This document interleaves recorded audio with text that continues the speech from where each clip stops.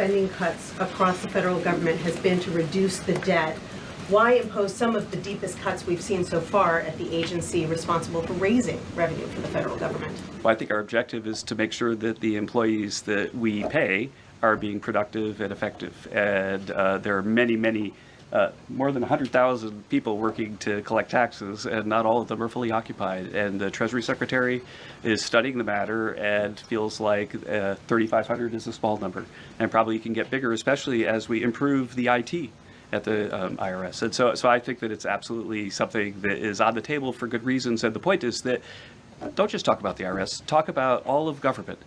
That there are so many places. I live in DC. You maybe live in DC, where nobody's going to the buildings. People aren't commuting because nobody's doing their job. We look back and we see that there are all these people doing 2 jobs while they're getting a government payroll on the payroll. So the point is, we're fixing that, and the IRS is a small part of that picture. So you're saying that everybody who's being let go was doing a bad job? I'm saying that we're studying every agency and deciding who to let go and why. And we're doing so very rationally with a lot of support from analysis. Because we're being told by a lot of people who have been let go at other agencies that they were told they were being dismissed because of poor performance, when in some cases they haven't even had a performance review yet because they've only been on the job a couple of months. Yeah, I've never seen a person who was laid off for poor performance say that they were performing poorly. Okay. Carolyn? Good point. Sure, Caitlin. I have a question. I'll start with you, Kevin Hassett. Thank you for being here. And then I've got a question for Mr. Waltz.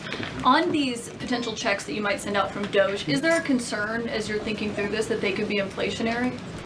Oh, absolutely not, because imagine if we don't spend government money and we give it back to people, then if they spend it all, then you're even.